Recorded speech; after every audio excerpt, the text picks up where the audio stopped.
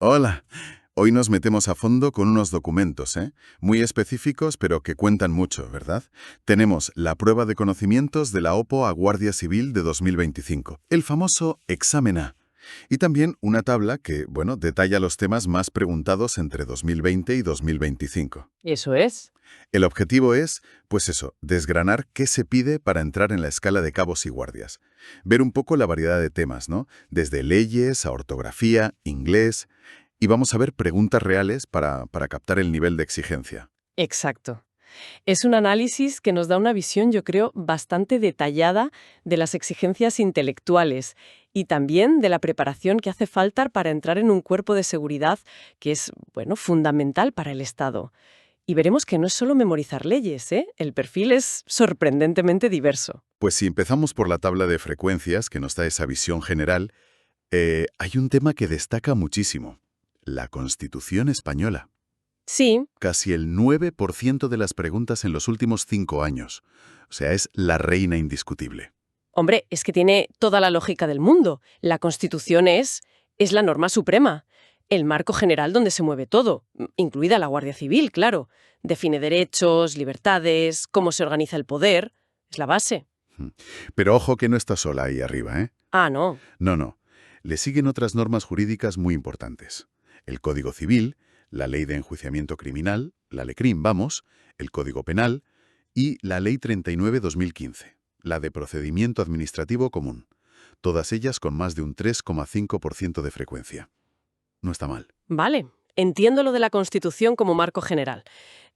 Pero, ¿cómo influyen esas otras leyes tan a menudo en el día a día de un agente? ¿Por qué pesan tanto? Pues piénsalo en sus tareas normales.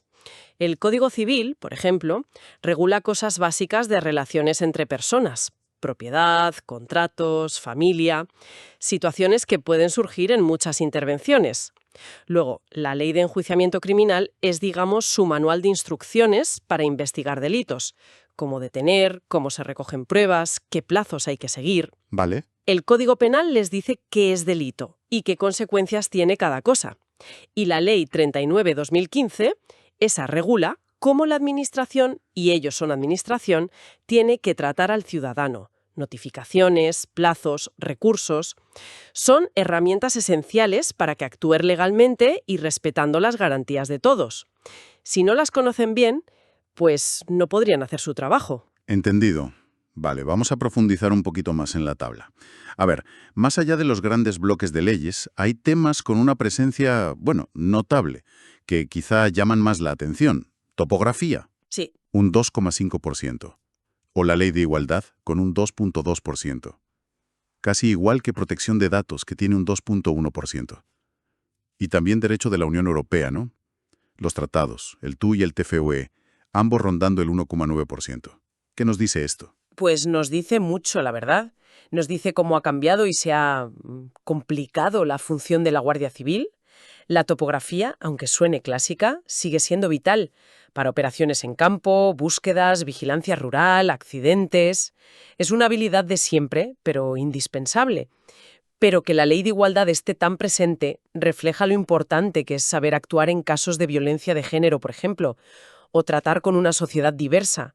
Y también aplicarla internamente, claro. Ya no es algo secundario. ¿Y lo de protección de datos y derecho europeo? ¿Eso indica una modernización, quizá? ¿Una internacionalización del perfil? Totalmente. Piensa que manejan datos personales constantemente, de detenidos, de víctimas, testigos, bases de datos policiales. Así que la ley de protección de datos es crítica para no meter la pata, para evitar infracciones que pueden ser graves. Y el derecho de la UE. Bueno, hoy en día es imposible entender la seguridad sin mirar a Europa. Cooperación en Schengen, las euroórdenes, luchar contra redes criminales que cruzan fronteras, incluso normativas sobre tráfico de armas, medio ambiente. Muchas actuaciones tienen base o implicación europea. De hecho, la tabla también muestra la importancia de los derechos humanos a nivel global, ¿eh? Ah, sí. Sí, sí. Se pregunta por el Tribunal Europeo de Derechos Humanos, la Convención contra la Tortura, la Declaración Universal e incluso el Estatuto de Roma de la Corte Penal Internacional, la CPI. Ostras, la Corte Penal Internacional. Eso ya suena a temas como muy elevados, ¿no? Lo son. pero tienen su lado práctico. España colabora con la CPI persiguiendo crímenes internacionales, como genocidio o crímenes de guerra. Un agente podría tener que detener a alguien reclamado por la CPI o recoger pruebas para un caso así. Lo que esta tabla nos enseña en conjunto es que se busca un profesional, bueno, con habilidades de siempre, pero también adaptado a un mundo legalmente complejo. Y digitalizado, internacionalizado y muy consciente de los derechos fundamentales. Es fascinante cómo la tabla ya dibuja un perfil, súper completo. Pero vamos a ver cómo se traduce esto en preguntas reales. Si cogemos el examen A de 2025, vemos que no todos son leyes y tratados. Efectivamente. Hay partes de habilidades lingüísticas, ortografía y gramática, por ejemplo.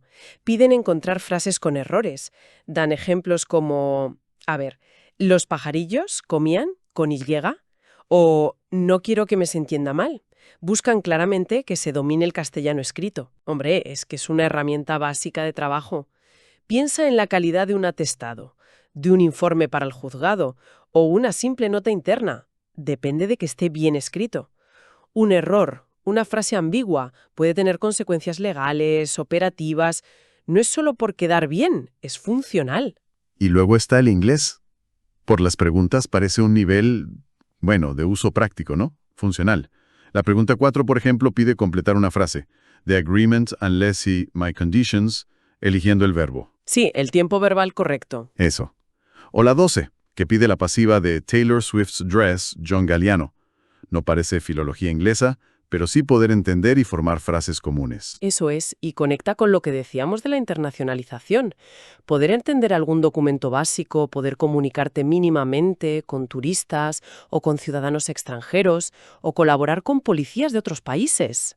Un nivel B1, más o menos, del marco común europeo, pues se está volviendo cada vez más necesario en muchas funciones policiales. Y llegamos al meollo del examen, las preguntas de conocimientos generales. Son la mayoría, de la página 3 a la 16. El núcleo duro, sí. Aquí es donde vemos reflejada toda esa variedad de la tabla. Si elegimos algunos ejemplos, se ve la amplitud. Tenemos derecho constitucional puro y duro. La pregunta 19, sobre si la libertad de cátedra es un derecho fundamental. O la 24, que pregunta por la responsabilidad penal de los miembros del gobierno y ante quién se exige. Lo básico de la estructura del Estado y los derechos. Correcto. Preguntas directas sobre ese marco constitucional que comentábamos. Es el pilar fundamental. Luego, damos un salto a penal y procesal penal. La pregunta 40 pide identificar que afirmaciones incorrectas sobre lo que es una infracción penal. La 45 se centra en la obligación de denunciar delitos cuando los autores son menores. Y la 46 pregunta por el plazo máximo que tiene la Policía Judicial para sus primeras diligencias. Fíjate, son preguntas muy operativas. Muy operativas. No es teoría abstracta. Es, ¿qué es delito?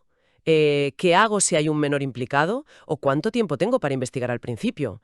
Mide directamente el saber hacer en la calle o en la oficina. Cambiamos de registro. Internacional y Unión Europea. La pregunta 7 va sobre una función del Consejo de Derechos Humanos de la ONU. La 11, sobre cómo se organiza la Corte Penal Internacional por dentro, sus secciones. Ajá. La 27 pide los principios que rigen la relación entre la UE y los Estados miembros, como subsidiariedad, cooperación leal, esas cosas. Y la 33 es muy directa, de una lista de países cuál no es de la UE, Noruega. Lo interesante aquí es que no basta con saber que existen. Hay que tener una idea mínima de cómo funcionan y qué hacen. ¿Por qué? Porque afecta a su trabajo.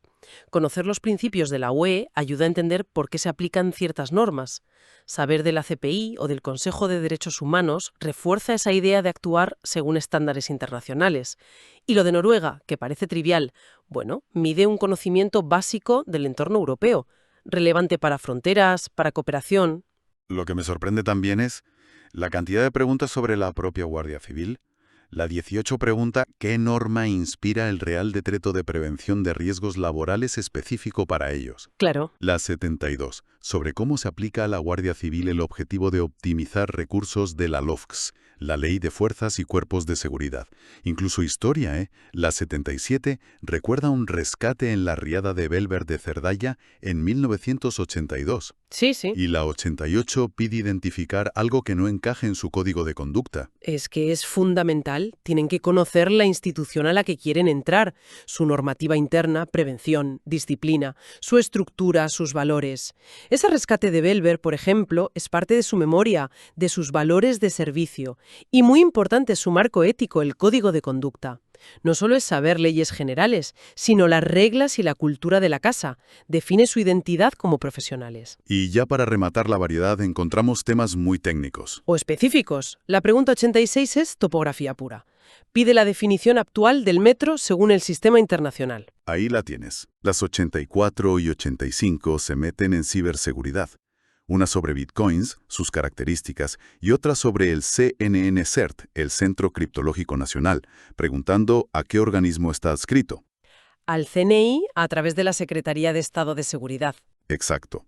E incluso la 95, sobre explosivos, un detalle técnico sobre la inclinación de un muro pantalla en un depósito. Aquí se ve la aplicación práctica de esos temas que igual en la tabla parecían más áridos. La topografía es esencial y piden precisión. La ciberseguridad hoy es ineludible. Las preguntas sobre criptomonedas o sobre el CCCN-CERT reflejan que hay que entender las nuevas formas de delincuencia y cómo se organiza el Estado para combatirlas. Y ese detalle de explosivos, aunque muy técnico, puede ser clave para unidades especializadas o para seguridad de instalaciones. Lo que demuestra esta variedad es que se busca un perfil polivalente, con base legal sólida, sí, pero también con conocimientos técnicos, conciencia de los riesgos modernos y familiaridad con la propia realización. Los ejemplos del examen reflejan muy bien esa mezcla de teoría y práctica y la importancia de cada tema que leíamos en la tabla. Entonces, si intentamos resumir todo esto, ¿qué imagen nos queda del tipo de profesional que busca la Guardia Civil con este examen? ¿Cuáles son las competencias clave que se evalúan? Pues yo diría que son como varias capas, ¿sabes? Que se conectan. Primero, una base jurídica fuerte. Conocer las leyes españolas clave, Constitución, penal, procesal, administrativo, pero también tener nociones del marco europeo e internacional, sobre todo en derechos humanos. Segundo, conocimiento de procedimientos. Saber cómo se hacen las cosas, qué pasos dar, qué plazos hay. Tercero, conocer la propia institución, su normativa, estructura, historia, valores, su código ético. Cuarto, competencias más técnicas, desde topografía hasta ciberseguridad. Y manejar bien el lenguaje, claro, castellano e inglés funcional. Y todo esto, como un hilo conductor, el respeto a los derechos fundamentales. O sea que el viejo estereotipo de guardia centrado solo en la autoridad o en la fuerza física queda totalmente, desfasado con este examen. Completamente. El examen refleja lo complejo que es ser policía hoy, en el siglo XXI. Tienes que moverte en entornos legales muy densos, entender fenómenos globales, tecnológicos, interactuar con una sociedad muy diversa y además hacerlo todo bajo un escrutinio constante sobre si respetas la ley y los derechos. La exigencia del examen es alta porque la responsabilidad del puesto lo es. No es solo memorizar por memorizar. Se pide comprender y saber aplicar lo que sabes. Viéndolo así, está claro que la preparación para este examen no puede ser, superficial. Requiere estudiar mucho y muy variado. Sin duda. Y si conectamos esto con una visión más amplia, surge una reflexión importante sobre la formación, ¿no?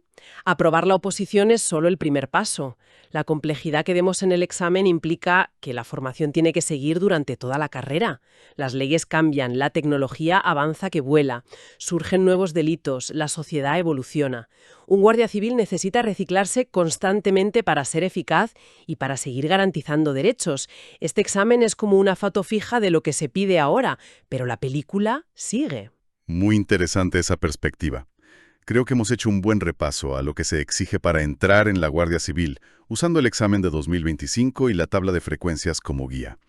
La conclusión parece clara.